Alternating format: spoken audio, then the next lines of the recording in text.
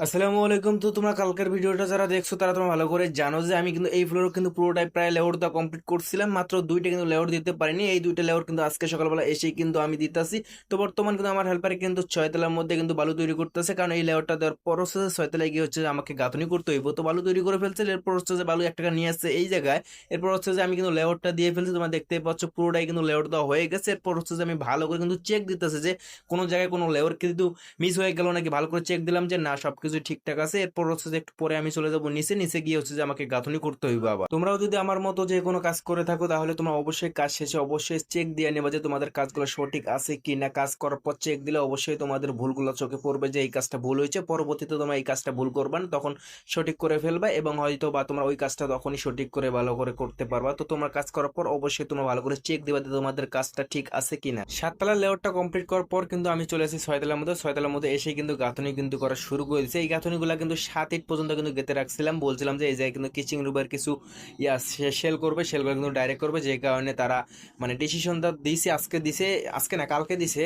ওই পাশে কিন্তু ঢালাই হয়ে গেছে, আর এক পাশে যে ইউনিট আছে ওইটা কিন্তু ঢালাই হয়ে গেছে এবং এটার কিন্তু গাঁথনি করতেছে। এটা গাঁথনি করার পর হচ্ছে সম্ভবত কালকে এই জায়গায় কিন্তু সিন্টারিং করে হচ্ছে যে রড মিস্ত্রির বাইরে এই জায়গায় ঢালাই করে ফেলবে। তো যেভাবে বলছে আমি সেভাবে কিন্তু গাঁথনিগুলো করার চেষ্টা করতেছি। আর আমি বর্তমান কিন্তু আজকে একা গাঁথনি করতেছি, তার কারণ হচ্ছে যে উপরে কিন্তু তেমন আর ইট নেই। আমাদের যে দুইটা মিস্ত্রি আরো ছিল, শাইন ভাই প্লাস আমার ছোট ভাই, তারা কিন্তু অন্য সাইডে গেছে গাঁথনি করার জন্য। এই জায়গায় উপরে ইট না থাকার কারণে তো ইট আছে, কিন্তু ইট যে উপরে তুলবে সেই লোকগুলো এখন পর্যন্ত আসে নাই।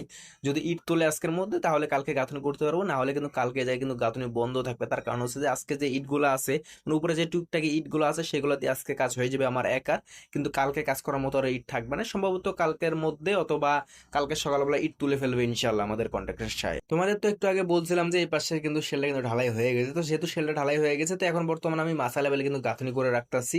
আবার ওই পাশের রুমে কিন্তু হচ্ছে যে সিলিং করার জন্য কিন্তু মাছা দিয়ে ফেলছে, তারা সিলিং করবে ওইটা কালকে, এবং তারপরের দিন হচ্ছে যে এই জায়গায় কিন্তু মাছা দিয়ে এটা প্লাস্টার করবে এই রুমের সিলিংটা, যে কারণে আমি গাঁথনিগুলো মাছা লেভেলে করে রাখতেছি যাতে তাদের মাছা দিতে সুবিধা হয়। অনেক জায়গায় কিন্তু গাঁথনি একবারে কমপ্লিট করার পর হচ্ছে যে গাঁথনি প্লাস রুম প্লাস্টার একসাথে করে, কিন্তু অনেক জায়গায় দেখা যায় যে গাঁথনি শুরু করার আগে সিলিং করে নেয়, কিন্তু আমরা মাছা লেভেলে গাঁথনি করার পর হচ্ছে যে আমরা মাছা দিয়ে সিলিংটা করি, তখন আমাদের মাছা দিতে সুবিধা হয়।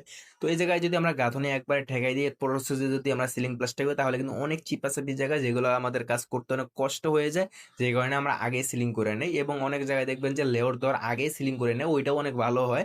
তো যে যে জায়গায় মানে যে সিস্টেমে কাজ করে তাদের কাছে যেমন ভালো লাগে সেভাবে তারা কাজ করে। আমরা মাসা লেভেলে গাঁথনি করার পর হচ্ছে যে মাসা দিতে সুবিধা হয়, এই কারণে আমরা মাসা লেভেলে গাঁথনি করার পর হচ্ছে যে আমরা সিলিংগুলো প্লাস্টার করি। তো ওই পাশের গাঁথনি কিন্তু হয়ে গেছে, মানে পুরোটাই হচ্ছে যে মাসা লেভেলে গাঁথনি হয়ে গেছে, যে কারণে আমি মাচার উপরে এখন 7 ফিট করে কিন্তু এই গাঁথনিগুলো গাঁথতে হইব। এই জায়গায় কিন্তু আমি আমি যে জায়গায় আমার টেবিলটা যে জায়গায় আছে ওই জায়গায় হচ্ছে যে ওটা বাথরুম, ওই জায়গায় কিন্তু ফলসাত হবে, প্লাস সামনে কিন্তু আবার লিন্টন হবে, যে কারণে আমি 7 ফিট 1 ইঞ্চি কিন্তু গাঁথনি গাঁথবো। এটা এখন গাঁথনির মাঝখানে কিন্তু একটু বাঁকা ছিল, তোমরা খেয়াল করছো কিনা স্ক্রিনের মধ্যে। তো ওইটা কিন্তু আমার হেল্পার গাঁথনি গাচ্ছিল, যে কারণে একটু বাঁকা হয়ে গেছিল। পরবর্তীতে আমি কিন্তু গাঁথনি করার পর হচ্ছে যে একটু ঠিক করে দিয়েছিলাম, মানে একবারই ঠিক হয়নি কিন্তু একটু ঠিক করে দিয়েছিলাম। যাই হোক, আমাদের কিন্তু এই গাঁথনিটা কিন্তু 7 ফিট 1 ইঞ্চি কিন্তু গাঁথনি হয়ে গেছে। তো আজকের মতো কাজ এতটুকুই, আর আমরা কাজ করবো না, কাজ করার মতো আমাদের সময় নেই। যন্ত্রপাতি ধুতেছে এখন আমার হেল্পার, যন্ত্রপাতি ধোয়া হলেই হচ্ছে যে আমরা চলে যাব নিচে, এবং নিচে আমাদের কিন্তু ইট অনেকগুলো চলে আসে, দেখতে পাচ্ছ প্রায় 6,000 প্লাস এই জায়গায় ইট আছে। তো ইটগুলো এই জায়গায় এনে রাখতেছে, এবং কালকে সম্ভবত কালকে সকালবেলা এসে হচ্ছে যে আমাদের যে লোকগুলা দিয়ে ইট তুলে কন্ট্রাক্টর সাহেব, সেই লোকগুলা দিয়ে ইট তুলবে। এরপর হচ্ছে যে আমরা এই জায়গায় নয়তো বা 7 তলায় আমরা গাঁথনি শুরু করবো ইনশাআল্লাহ।